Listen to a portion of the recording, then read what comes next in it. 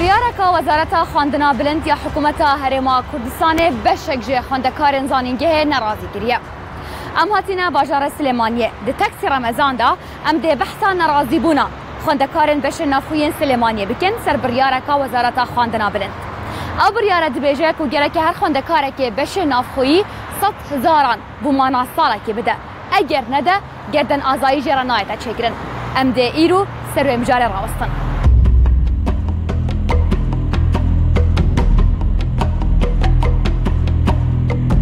مجلك خواست ام بچند نوا بش نافخوی و د نوا زانینگه خدا لرب من نهاد داین آماده نبون کو ام بچند نوا خواندکاران ده لبشک جه خواندکارن بش نافخوی هاتین الودره او نراتی حوالن خواندکن افکشه چه دست بگیریه امکشه لکوتا کانی سال 2016 بو وزارتی خوانی باڵات توژنی زانستی بریارێکی دەرکرد کەوا لە بۆ مانەوەی خوێندکاران لە بەشە ناوخۆیەکاندا بریاریە کار خوێندکارێ بۆی بمێنێتەوە 100,000 با لە بری ئەوەی کەوا خزمەتگوزاری بۆ بەشە ناوخۆیەکە تەرتیب بکرێت بەڵام ئەمە لە کاتێکدا کوردستان بە قەیرانێکی دارایی تێپەڕ دەبێت واسی خوێندکار زۆر لە وەسایەکەوە واز خوێندن هێنێت و خوێندکارێکی زۆر کەم درامەت هەیە لە داخلیەکاندا توانە ئەوانی ئەو 100,000 بن ئێوە نابینین کە ئەمە مافی ئەوانە مەسەلەن ئێوە بۆ ساڵێک لەنەوە ئەو قسمە داخلیە ماون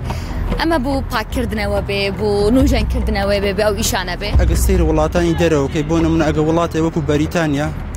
هەم خانوو بۆ خوێندکار دابین دەکە هەم باری دارایی بۆ چاکەکە هەم دەهێنێتە نێو زانکۆشەوە باشترین خزمەتگوزاری بۆ دەکە بەڵام لەناو کوردستان ئەگەر ئەوان بەهانەیەنەوە بۆی کە قەیرانی دارایی هەیە بەڵام قەیرانی دارایی کەوتۆتە سەرکێ هەر دایک و باوکی ئێمەیە موچەخۆرن و ئەوان قەیرانی دارایی موچەکەیان کراوەتە چارەگە موچەی تێڵ وەرناگرن من خۆم دایکی خۆم فەرمانبەرە چارەگە موچەیە وەردەکەی سێ خوێندکارمان لە زانکۆی ئا بەچی هەر سێ خوێندکارەکەمان 100,000ەکە بین تەلەبە هەیە لە ماڵەوە مانگانە 25 نارێت 25,000 دەن ئەم 25,000 بیدا بە کرێسەیارە بیدا بە مەسرۆفی داخلی کۆی کاتۆ بیدا بە حکوومەت پارەی ئەوی پێنیەکەوە بە شەژەمێکی خواردنی خۆی بێ بگرێت ینی چەندها خوێندکارە زانم پارەیان بۆ کۆکردوتە ینی بۆ خۆی کارە ساتە ئەمە تەلەبەمان تیا ینی باوکی کرێکارە سێ خوێندکاریان لە زانکۆیە بەچی 300,000 بە یان تەلەبەمانەیە ناسراوە هەمومانەی ناسیەمە لە ناو خۆمانە دایکی نانەکە نان بۆ ماڵانەکە ینی مانگی 100,000 دەست ناکەوێت بۆ نمونە من باوکم مامۆستایە کە 23 ساڵ خزمەتی هەیە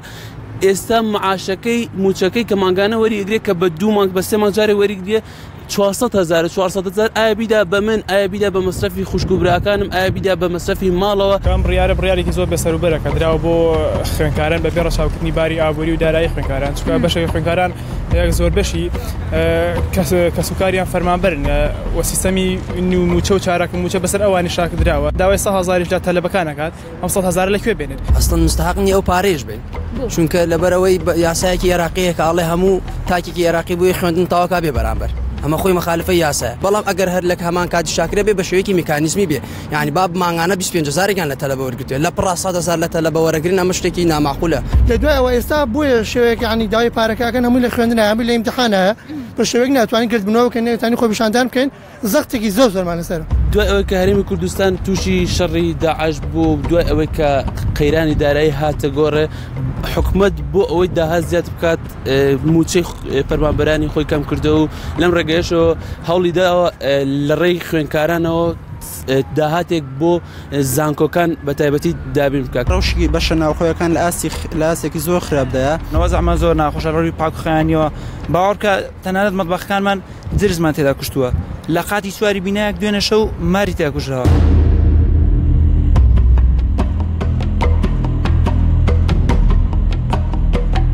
ئەگەر ئەمە قبول بکەین ساڵێکی کە دڵنیام لەوە ئەیتر هەر بە زۆر هاتنە زانکۆمان بە پارە ئەبێت پێم وایە لە دوای پەسەندکردنی ئەم بڕیارە پلانی زۆر ترسناکتر زۆر لەمە گەورەتر و ترسناکتر چاوەڕوانی خوێندنەکات پێشتر دەرماڵەمان لە حکوومەت وەرەگرت ئێستا عکسەوێت و داوامان لێک ئەو ساڵی دەرماڵەکان لێ بڕین ئێمە هەڵوێستمان نەبوو کەمەش ئیسان بڕیارەژە دای 100,000 ئەگەر ئەمەش قبول بکەین دڵنیا بە ساڵی داهاتوو بڕیاری قورستریە من ئەڵێم مامۆستایانی زانکۆ چۆن توانیتان 2 مانگ خوێندن تاخیر بکەن و دەوام بوەستێنن لە پێناو موچەکانی خۆتانە تەنها ئەوەنە بکەن بەیاننامەیەک دەربکەن پشتگیری خوێندکاران بکەن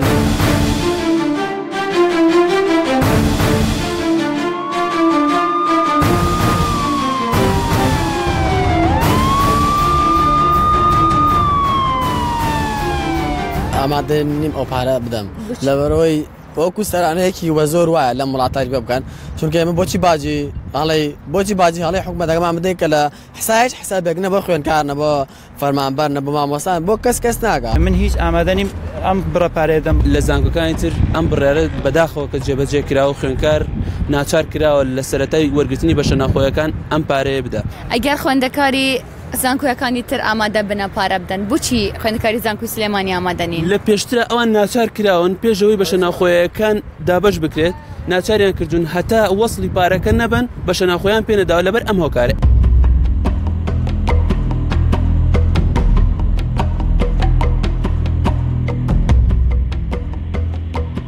من پێشنیارێکم بۆ لایەنە سیاسەکان هەیە ئەمە کە وەزیری خوێندنی باڵە و حکومەت و جێگیری سەرۆکی حکومەت و لەم وڵاتەیە هەمویان سەر بە لایەنێکی حیزبین. من ئەڵێم خوێندکاران کە 4 کەس لە ژوورێکان شەو تا بەیانی مناقەشە لەسەر سیاست ئەکەن و دڵی یەکتری ئێشێن لەسەر ئەم حیزب و لەسەر ئەو حیزب با ئەوانیش ئەوانیان لەبەر چاوە بێت کە بێن بەدەم داواکاری خوێندکارانەوە هەر یەکە لە لای خۆیەوە بچووکترین کە دەسەڵاتی هەیە با هەوڵێ بدا کە ئەم بارودۆخی خوێندکاران چارەسەر بکات. ئێمە بۆ بەدیلی ئەم سەڵەزارێکەوە لە خوێندکارانی زانکۆی سلێمانی وەرنەگیرێ وەک نوێنەراتی خوێندکارانی زانکۆی سلێمانی پێشتر ڕۆژنامەگەرێکمان ڕاگەیان لە یەکی لە باخەکان لە باخی گشتی ئەوش بریتی بوو لەوەی کەوا خوێندکار کەوا تەخەڕوجی کرد و دامەزرا ئەو کاتە لە ڕێگەی موچەکەی و ماگانان بڕەپارەی لەوەربگیرێتەوە بەڵام بەداخەوە ئێمە چەند جارێک هەڵمانیا بچین بۆ لای وەزیری خوێندنی بەڵا دانیشتنی لەگەڵا بکەین بەڵا ئەو ئامادە نەبوو دانیشتنی لەگەڵا بکەین و نووسراوی پێشکەشکەین. حتانها ji kuma zanîngehên Herêma Kurdistanê bi tinê xwendekarên beşên navxweyên zanîngehên Silêmanî germiyan û raperîn perên ku jê têne xwestin nedane. Ew dibêjin paşkewtkirina mûçê bandor il malên wan kiriye û êdî dermalên wan jî jêrenayê nedayîn ji ber wêyekê jî ew nikarin wan 100,000 bidin. Piştî ku serokê zankoyê amade nebû li zankoyê bersiva pirsên me bide me peywendî pêkir. Doktor çonî başî? من شهیانم لە تەلەڤیزیۆنی ڕوودا و تەلەفۆن بوو جەنابتانەکەم. زۆر سپاس دکتۆر. دکتۆر بەرنامەیەکمان هەیە تاکسی ڕەمەزانە ئەم جارە ئەم ئەڵقەیە لەسەر کێشەی و خوێندکارانەیە کە بوو مەسەلەی 100,000 و بەشێ و ناوخۆییەکان. اینجا ئێوە ڕێگە بە ئێمەدەن بچینە ناو حرەمی زانکۆ؟ نەوەڵا بە هیچ شێوێ. بۆچی؟ بە هیچ شێوە هیچ کەناڵە ڕێگە پێ نادێت. تەواو. ئیتر ئێوە ئەبنە میوانی ئێمە بوو ئەم ئەڵقەیە؟ ناتوانم بەخوا ناوەڵات داوای لێ بردنەکەم. ئۆکێ هەنێک پرسیارمان هەیە ئەگەر نەتوانی ئامادە بێ هەنێک پرسیارمان هەیە ئاوا لەسەر تەلەفۆن لە جەنابتان وەڵام وەرەگرین. ئێستا بەخوا لەسەرم ناتوانم داوای لێ کێ ئەتوانی؟ کێ ئەتوانی؟ ڕەمەزانە و بەربان و دوایی هەر هەنێک پرسیارن و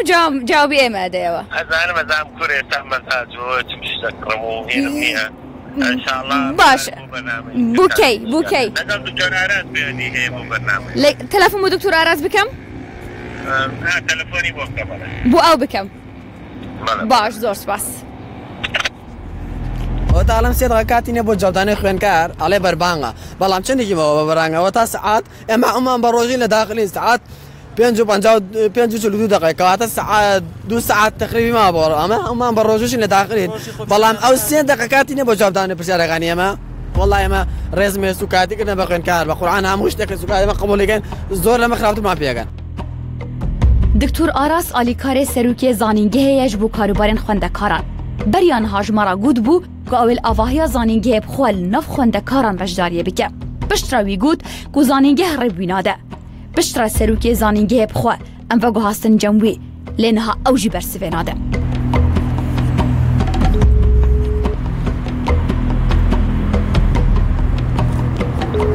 لە سلێمانیە مە کەس نەدیت کو بەرسەڤا مە بدە مەخوا گەهاندە هەولێرێ گەل وەزیرێ خواندنا بلند و لێکۆلینێن زانستی لێ تەلەفۆناوی گرتیە. رقم الهاتف المطلوب مغلق حاليا يرجى إعادة المحاولة فيما بعد. ما هەوڵا نویسینگەهاویژیدا لێ ئەوژی بەرسڤێنادن. لە دوای ئەوە هەنگاوێکی کەی گرتە بەر ئەش بریتی بوو لە بەکارهێنانی ئەو بڕەپارەیە ینی بۆی بڕۆپارەی وەرگێن لە ڕێگەی کەفیلەکانیانەوە هەر خوێندکارێک هاتوو لە زانکۆی سلێمانی مەرحەلەیەک کەفیلێکی هەبووە ئێستا تەلەفۆن بۆ کەفیلەکانەکە نەڵێن خوێندکارەکەی تۆ کە بووی بە کەفیلی سازارەکەی ناوە تۆ پارەکەمان برێ بە زۆر لێوەرەگرن لەم موچەکەی ئەبڕن نایاسایە چونکە کەفیل بەس بەرپرسە لە تەواوکردنی خوێندنی خوێەکە کە 4 ساڵ لە زانکۆیە کاتی کە فۆرمی کەفیلی پڕ کردێتەوە لەسەری نووسراوە بە نووسراو تەنیا بەرپرسە لە تەواوکردنی خوێندن بۆ ماوەی 4 ساڵ لە زانکۆیە هیچ بەرپرسیارەتێکی تری نییەکە دوای ئەوەی خوێنکارانی ئەم زانکۆیە تەخەڕوجیان کردودا مەسەڵەن نموچەکان ببڕن و سازارەکان وەرگێ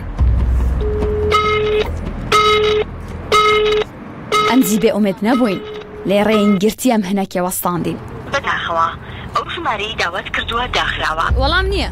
وەڵامی سەرکی زانکۆنیە جێگیری سەرکی زانکۆنیە وەزیریش داخراوە ئێمەش بەی شێوەیە بڕەپارێ ناوین ئیمزامان کۆ کردەوە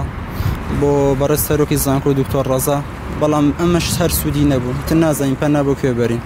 پەنامە بۆ وەزیر بەرین جواب ناداتەوە سەرۆکی زانکۆ جواب ناتەوە دکتۆر ئاراس کە سەرۆکی زانکۆ بۆ کاروباری خوێنکارانە هەر جواب ناداتەوە ئیتر پەنا بۆ شوێ بەرین لە پایچی ئەو پارەیە لە پایچی لێمە وەرەگرن نمرە هەر نامەیە بۆ خۆیان نەزار نادەم نمرەش بۆ خۆیان نامەوێت پێویستم پێی نییە تکایە بە بڕیارەکەیاندا بشنەوە و ئەم بڕیارە هەڵبۆشێتەوە دەمەکی و نە سەرۆکی زانینگەها سلێمانیە و نەژی ئالیکارێوی بەرسەوەمە و خوێندەکارên نەڕازی نەدا وەزارەتا خوێندنا بلند ڕازی نابە ku tu daxuyaniyên fermî belav bike. Berdevkê wê wezaretê ji me re ragihand ku ev biryariya serokatiya encûmena wezîran e û ji bo serokatiyên zanîngehan çûyne. Gereke serokatiya zanîngeha Silêmaniyê ev pirzgirêkê çareser bike. Lê dema ku tu ji aliyan bersiva wan neda, xwendekarên nerazî pirzgirêka xwe bir nedadgeha Silêmaniyê û dozek li dijî hikûmeta Herêma Kurdistanê vekirin da ku wê biryarê helweşîne. Ew çavarê ne ku yasa ev ê mijarê yek alî bike.